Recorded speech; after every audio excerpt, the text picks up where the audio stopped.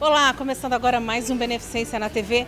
No dia 4 de fevereiro é comemorado o Dia Mundial de Combate ao Câncer, visando conscientizar sobre a doença, preservar o diagnóstico precoce e de que forma que todo mundo tenha atendimento e tratamento ao câncer. O programa de hoje é dedicado a essa doença. A partir de agora você confere então um bate-papo com o oncologista Luiz Eduardo Coelho, explicando como surge o câncer, o que vem a ser, quais os tratamentos que tem e também uma entrevista com o nosso presidente. Então não saia daí, no ar, Beneficência na TV.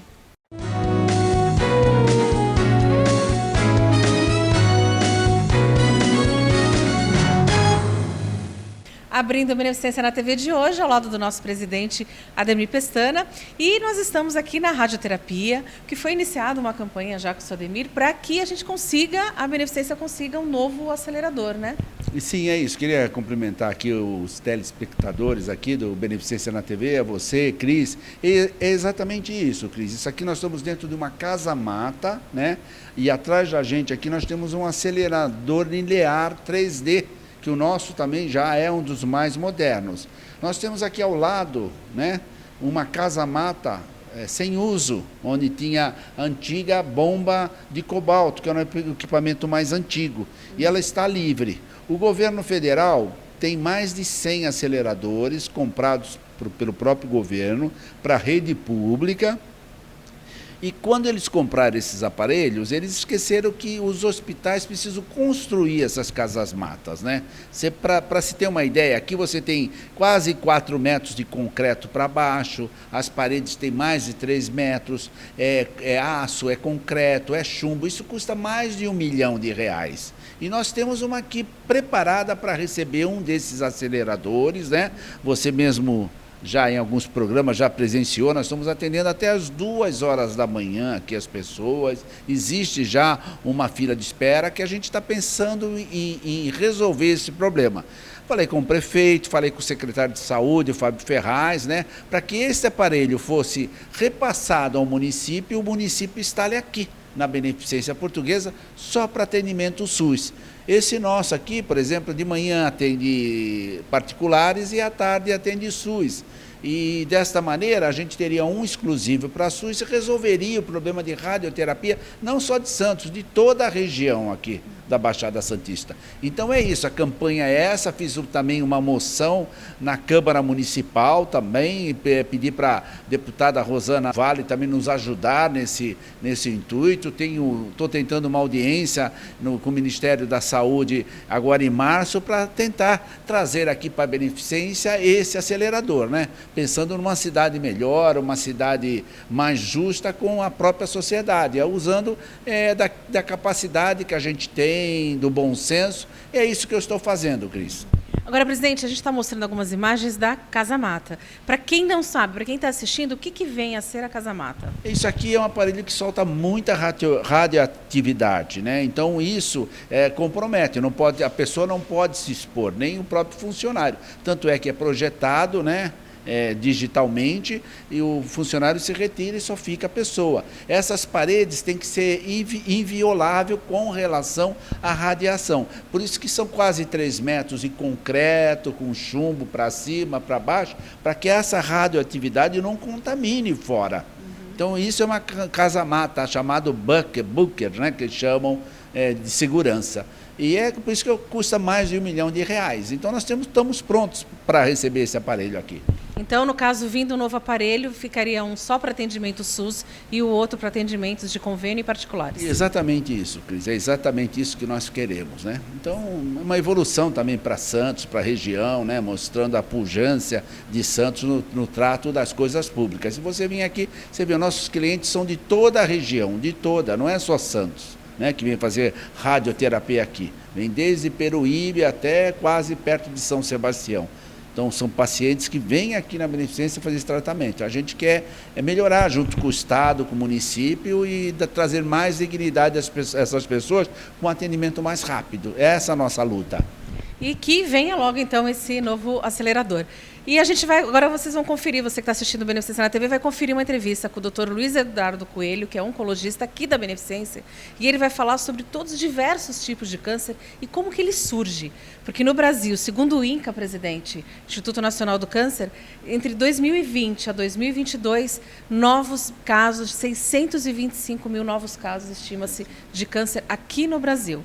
Então é uma coisa muito séria, né? É muito séria, por isso que estamos trabalhando, pensando, a gente tem dados, trabalha com números, temos aqui um dos melhores profissionais do Brasil em oncologia, Dr. Coelho, Dr. Hilário e tantos outros, né? Doutora Paula, a doutora Sueli, e muita gente, né? Nós temos aqui uma equipe multidisciplinar para esse atendimento com dignidade e com humanização. Aí, você confere então o bate-papo que eu tive com o Dr. Luiz Eduardo Coelho. Beneficência na TV de hoje vai falar de um assunto muito sério, uma doença que atinge muitas pessoas e, segundo o INCA, Instituto Nacional do Câncer, entre os anos do triênio de 2020 a 2022, cerca de 625 novos mil casos aqui no Brasil de câncer. E para falar sobre o assunto, eu converso com ele, oncologista aqui da Beneficência Portuguesa, Dr. Luiz Eduardo Coelho. Tudo bem, doutor? Tudo bem. Vamos lá. A primeira, acho que é pergunta que todo mundo passa na cabeça. Receber um diagnóstico de câncer é uma sentença de morte? Nem sempre. Se o paciente for um paciente que diagnosticou, se o câncer foi diagnosticado bem cedinho, um tumor pequenininho, um tumor numa localização que a gente sabe que o tratamento, na grande maioria das vezes, tem um bom resultado, passa longe de uma sequência de uma sentença de morte. Agora, se for um câncer já diagnosticado em fase tardia, um paciente estadio clínico 4, metastático, aí a chance dele vir a evoluir para óbito por conta dessa doença aí é bem maior. Vamos falar, o que vem a ser o câncer, na verdade, doutor? O câncer, ele é uma doença, só que ele não é uma doença que você adquire, ele é uma doença que você desenvolve.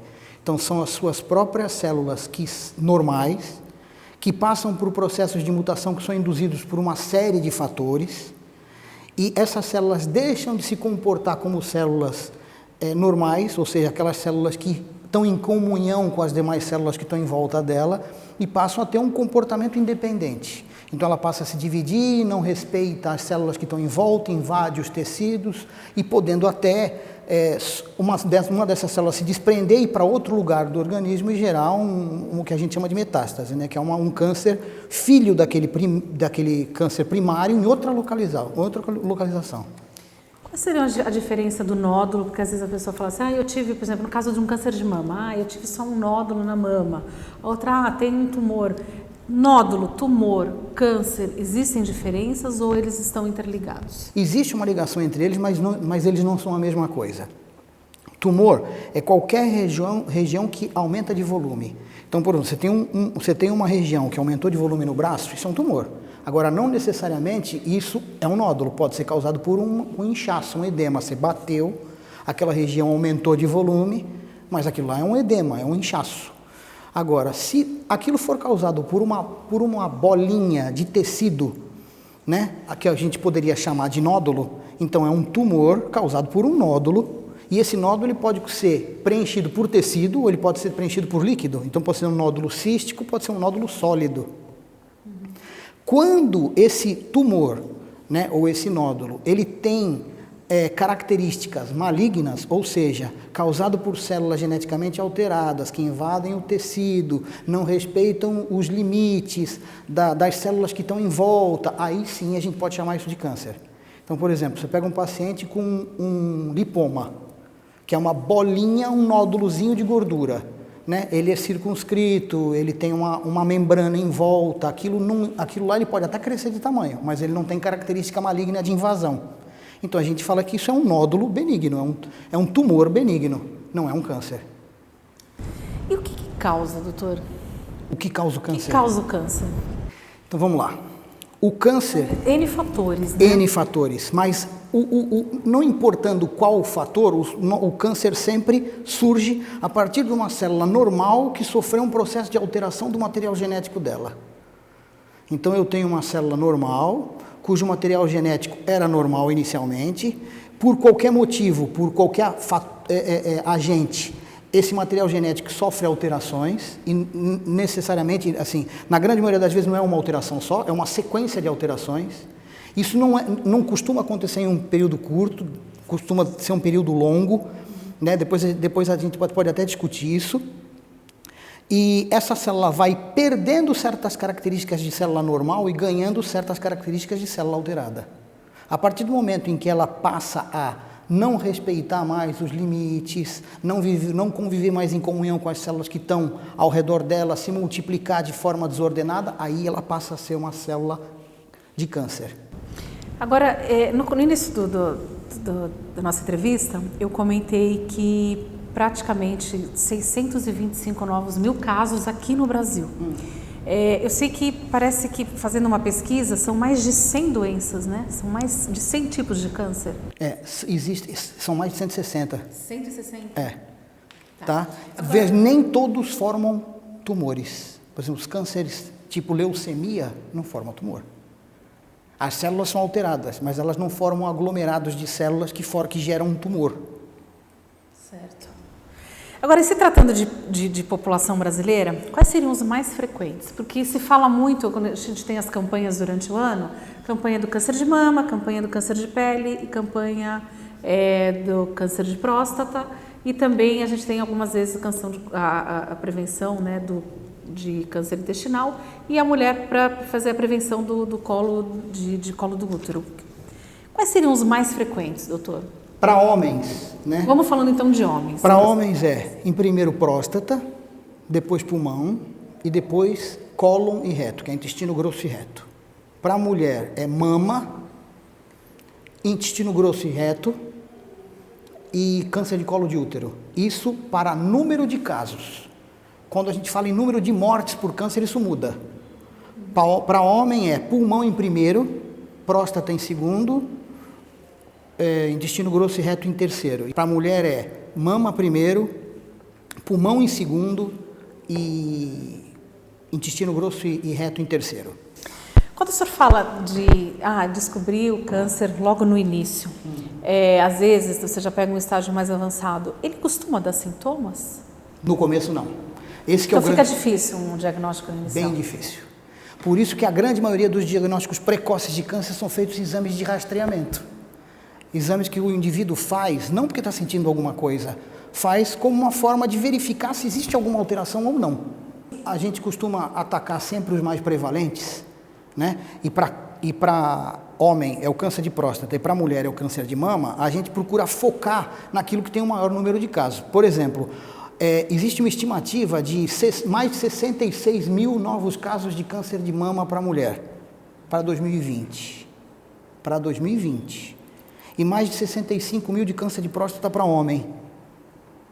Então, como é uma porcentagem muito alta, a gente foca nisso. Agora, levando em consideração pulmão, por exemplo, né? Um raio-x de tórax vai diagnosticar um câncer de pulmão? Não vai. Né? Diagnosticar não, a não ser que o câncer já esteja muito avançado.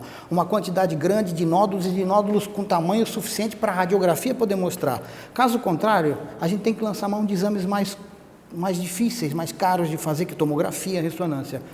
Então, a gente foca naqueles mais prevalentes. Agora, que outros exames poderiam ser feitos de triagem? Por exemplo, para pacientes acima de 45 anos, uma colonoscopia a cada 5 anos seria muito bem-vinda. Né? Pelo menos um raio-x de tórax anual poderia ajudar a gente ver alguma coisa que poderia dar noção de que tem alguma alteração e abrir esse caminho para que a gente fale, não, vamos pedir uma tomografia para esse paciente para ver se tem alguma coisa. Então, todo exame que se faz aumenta a chance, por pior que seja o exame, aumenta a chance de a gente achar, mas invariavelmente, assim, aqui como a gente atende muito paciente SUS, a grande maioria dos casos que chega para a gente, não hoje em dia, mas há algum tempo atrás, os casos chegavam já com diagnóstico tardio. Com pacientes, a gente às vezes diagnosticava paciente com metástase, diagnosticava metástase antes de achar o tumor principal. Então, quando a gente encontra um paciente nessas condições, esperar que o tratamento vai surtir um efeito que nem surtiria para um paciente que diagnosticou câncer pequenininho, é complicado.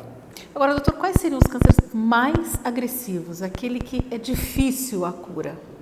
Não que não seja possível, mas que seja mais agressivo. É assim, a agressividade de um tumor, né, a agressividade de um câncer, não está relacionada ao órgão que ele afeta, mas sim a certas características genéticas do próprio tumor. Agora, existem cânceres que são mais difíceis de tratar, que a gente não tem um arsenal terapêutico tão potente para curar eles. Por exemplo, câncer de rim é um câncer complicado de tratar. Câncer de vias biliares e pâncreas é difícil de tratar.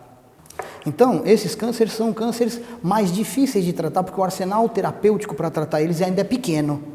Agora, com o surgimento de novas drogas, né, inclusive tem surgido algumas drogas para tratamento de câncer renal, a gente consegue resultados melhores. Agora, a gente consegue perceber muita diferença. Por exemplo, o câncer de mama, como é um câncer muito prevalente, acaba gerando uma quantidade de estudos em cima dele muito grande. Então, surge uma quantidade de tratamentos que acabam facilitando a cura dele. Quanto menos prevalente é o câncer, menos estudo tem em cima dele, menos arsenal terapêutico a gente tem para tratar. Quais são os fatores? O câncer de pulmão é o cigarro, o de pele é o sol. E os outros? Quais são os principais fatores? Os principais. Porque é o seguinte, o tabagismo, ele não aumenta a probabilidade de câncer apenas de pulmão. É que como a fumaça do cigarro entra em contato direto com o pulmão, o primeiro órgão que a gente pensa, e o mais afetado, é o pulmão. Agora, todos os cânceres podem ser causados por cigarro, porque as substâncias que tem na fumaça do cigarro, elas entram no organismo pelo pulmão e ganham a corrente sanguínea e acabam se espalhando pelo organismo inteiro. E quem não fuma? Também pode sofrer. Obviamente, né? Porque quem não fuma não está consumindo a mesma quantidade de substâncias do que quem fuma, mas está consumindo. Então, se for comparar uma pessoa que não fuma e não convive com fumante, com uma pessoa que não fuma e convive com fumante, a que fuma e convive com fumante tem mais chance de desenvolver câncer. Não só de pulmão, qualquer um. Quais seriam os outros fatores? Qualquer coisa que você imagine que possa induzir a alteração do material genético de uma célula tem potencial para gerar um câncer. Alimentação, por exemplo. Estilo de vida. O estilo de vida depende de onde você vive, o que você come, o que você bebe, o quanto você, a tua carga emocional, tudo isso predispõe, né? Pode fazer com que o organismo permita que uma célula alterada passe despercebida pelo sistema imunológico, por exemplo, e um câncer surja. O senhor falou da carga emocional. O emocional ele é um grande vilão para a gente? Não tem nenhum estudo concreto mostrando isso. Mas no dia a dia, lidando com o paciente, a gente percebe que a carga emocional faz muita diferença. Inclusive no prognóstico do paciente. Se a gente levar em consideração que alguns estudos já mostraram que a alteração, estresse, ansiedade, alteram a vigilância do sistema imunológico. Se a gente levar em consideração que o sistema imunológico ele é um sistema que não está ali só para evitar a entrada de algo que vem de fora, mas também para evitar que algo que acontece dentro do próprio organismo se perpetue, quando eu diminuo a vigilância do sistema imunológico, eu estou facilitando a chance de uma célula alterada passar despercebida por ele e se tornar um câncer um dia. Resumindo, nós causamos o câncer em nós mesmos, seria isso? Pelo nosso estilo de vida, pelo nossa... A gente é o responsável. Claro. Não é que nós somos o responsável, né? Assim, nós somos responsáveis por nós, mas a sociedade, de forma geral, se estruturou de uma maneira que leva as pessoas, independente delas quererem ou não, para um determinado local, a não ser que você queira se afastar completamente disso. Você pode ir morar lá no interior e se afastar da cidade grande, da poluição da cidade grande, da comida que a cidade grande tem, do estresse da cidade grande, mas você vai pagar um preço por isso. É difícil, porque o emocional é complicado, né, doutor? Agora, se a gente fala de estilo de vida que a gente leva, o emocional, como é que a gente explica o câncer em crianças? Porque o câncer ele não é só fatores relacionados ao estilo de vida, né? Se por acaso a célula do gameta masculino, do espermatozoide, ou do gameta feminino do óvulo, tiver alguma alteração em algum gene lá dentro, na hora que esses dois gametas se unem para formar o ovo que vai dar origem à criança, se tiver alguma alteração, essa alteração vai começar a se dividir junto com as células vão carregar isso com elas. E isso pode fazer a criança já nascer com câncer. Ou se mesmo que os gametas sejam normais, mas se no processo de embriogênese, ou seja, na formação do embrião, na formação da criança, ocorre algum erro, alguma alteração genética, a criança pode acabar nascendo com um câncer ou já predisposta a um câncer muito rápido. Já que a gente está falando de criança, filhos com pais, avós, vamos falar em pais e avós com algum tipo de câncer, eles têm mais chance de adquirir? Tem mais chance de desenvolver aquele mesmo tipo de câncer. Isso não significa, isso quando comparado a uma outra pessoa cujos pais não têm, cuja família não tem aquele histórico. Isso não significa que aquela pessoa vai desenvolver e quem não tem não vai. Tá? Porque vai depender não só disso, vai depender disso e do estilo de vida que a pessoa leva. Ainda no estilo de vida, o envelhecimento natural do ser humano, com mais cargas, o envelhecimento traz mais mudanças nessas células. Os idosos, eles têm mais predisposição de evoluir para um câncer? Tem, por alguns motivos muito claros. Primeiro, eles ficaram durante mais tempo expostos a agentes potencialmente carcinogênicos. Respiraram mais tempo, comeram mais tempo, entraram em contato com substâncias mais tempo, né? Segundo, o organismo já tem um pouco de dificuldade de se adaptar a alterações, né? E o sistema imunológico é menos vigilante. Não tem idade, né? Ele pode ocorrer em qualquer faixa etária. Qualquer faixa etária, óbvio. Ele é mais comum a partir de uma determinada idade, mas pode acontecer até em bebê. Como a gente estava falando. Feito um diagnóstico, qual é a melhor forma de receber esse diagnóstico, doutor? Há controvérsias de que o paciente não deve saber, o paciente deve saber. O melhor seria não receber, né? Mas na existência de a melhor forma de receber seria você falar para o paciente aquilo que ele tem condição de assimilar. Então, às vezes, na grande maioria das vezes, vou falar por mim, não posso falar por outros colegas, mas na grande maioria das vezes eu abordo esse assunto com os familiares antes, né? Para informar e dizer qual é o real estado e perguntar para eles se o paciente tem condição psicológica de suportar aquele tipo de informação ou não. Se os familiares falarem, não, pode falar para ele que ele tem condição de suportar essa carga emocional, aí a gente fala. Caso contrário, eu prefiro deixar só os familiares a par do que está acontecendo, porque invariavelmente essa informação é uma informação que gera um estado de ansiedade, de depressão muito grande, e isso acaba atrapalhando até o tratamento. Quando vira metástase, é o mesmo, por exemplo, a pessoa desenvolve um câncer de mama e ela vai aparecer um outro, de repente, no pulmão. Isso já é uma metástase ou pode ser um outro tipo de câncer? Então, vamos lá. Vamos supor que uma paciente tem um câncer de mama e, de repente, aparece uma imagem, uma tomografia de um nódulo no pulmão. Se eu biopsiar esse nódulo do pulmão, tirar um pedacinho, olhar a célula no microscópio e a célula tiver as mesmas características da célula da mama, do tumor que tem na mama, então ele é um tumor filho do tumor da mama. Isso é uma metástase. Ou seja, uma célula do tumor da mama caiu na corrente sanguínea, na corrente linfática, foi até o pulmão, se instalou no pulmão e cresceu ali. Agora, se eu tirar um pedacinho desse tumor e ele não for célula de mama, for célula de pulmão, ele é um segundo primário. Nesse caso, a pessoa tem um câncer de mama e um de pulmão. Qual é o tratamento? Porque hoje se fala muito em quimioterapia, em radioterapia. Necessariamente a quimioterapia e a radioterapia é para todos os tipos? Você pode usar radioterapia e quimioterapia para a grande maioria deles. Alguns deles associados, você coloca quimio e rádio junto. Em alguns você vai usar só rádio em outros você vai usar só químio. Alguns que você usa químio e rádio junto num momento, em outro momento você poderia usar só químio ou só rádio. Isso vai depender de N fatores. Tá? O que importa é saber a diferença do que é uma coisa e do que é outra coisa. A quimioterapia são medicamentos, são drogas que eu coloco dentro do organismo da pessoa, ela vai se espalhar pelo organismo com o intuito de destruir as células alteradas.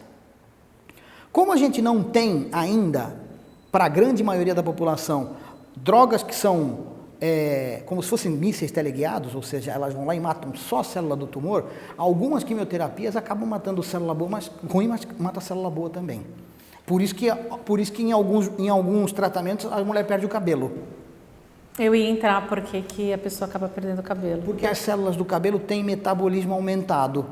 O cabelo cresce todo dia, toda hora. E como a grande maioria das drogas usadas no câncer são drogas feitas para atacar células que têm metabolismo aumentado, elas atacam todas as células que têm metabolismo aumentado e não só as do câncer. Entendi. Então dá problema em mucosa, dá problema em cabelo. Tratamento paliativo. Quando que tratamento é um tratamento paliativo, é porque não tem muito o que fazer? O tratamento paliativo é reservado para pacientes que já não tem mais possibilidade de fazer o tratamento convencional. Ou seja, o cara não pode fazer quimioterapia porque não tem condição clínica para suportar a carga da quimioterapia. A radioterapia, como é um tratamento local, não é um tratamento sistêmico, se uma determinada área já foi irradiada e já recebeu dose total de radiação, que aquela região suporta, ela não pode mais receber mais radiação naquela região pro resto da vida. Inclusive, nem sol era bom tomar ali. Então, chega uma hora que o paciente não suporta mais químio. Rádio naquela região, ele já tomou tudo que podia. Né? O que eu vou fazer para esse paciente? Só dar suporte para que ele tenha a melhor qualidade de vida possível até essa vida terminar. Doutor, só para encerrar, é verdade que o câncer, as células cancerígenas, elas se alimentam do açúcar? Não é que elas se alimentam do açúcar. Qualquer célula. Tira o açúcar durante o tratamento que o céu não vai evoluir. Isso é mentira. Não, é que se você levar em consideração que a carga glicêmica, né, tem uma série de consequências de elevar a carga glicêmica, tá? Não vou entrar em detalhes porque é complicado. Quando você retira o açúcar, né, você não pode deixar de colocar outra coisa no lugar. Um paciente não sobrevive se ele não tiver uma certa quantidade de energia sendo fornecida pelo organismo. Essa energia é a comida que dá. Né? Então, eu vou reduzir a carga de açúcar, mas eu tenho que colocar alguma outra coisa no lugar que forneça energia suficiente para que o organismo continue funcionando. As células do câncer, elas não são nada mais do que as próprias células do organismo. O problema é que elas funcionam muito mais rápido do que as outras. Então, enquanto uma célula consome um açúcar, uma célula de câncer consome 10. Bom, doutor, obrigada. Acho que tem muita coisa, mas eu espero ter esclarecido pelo menos uma boa parte do que é o câncer, o que ocasiona, quais são os fatores. Muito obrigada pela sua participação aqui no Beneficência. Eu queria então que você deixasse um recado para aquela pessoa que acabou de receber um diagnóstico de câncer. Olha, a pessoa que recebe um diagnóstico de câncer, ela tem que parar, pensar na vida dela, em como ela vai enfrentar isso, e se ela tiver alguma dúvida com relação se aquilo que ela ouviu é verdade, não é verdade, porque na grande maioria das vezes a gente tende a não querer acreditar nas coisas nas informações que a gente recebe. Conversa com o seu médico, vai em busca de tratamento, não desiste nunca, porque a medicina está evoluindo a cada dia, e cada dia aparecem mais arsenais terapêuticos que fazem com que a gente consiga tratar as doenças como a gente nunca conseguiu tratar. Então, não desista. Bom, Beneficência na TV fica por aqui. Espero que você tenha gostado e continue acessando as nossas redes sociais e acompanhando nossos programas. O endereço está aparecendo no seu vídeo. Na próxima semana, nesse mesmo horário, eu volto para mais um Beneficência na TV. Até lá!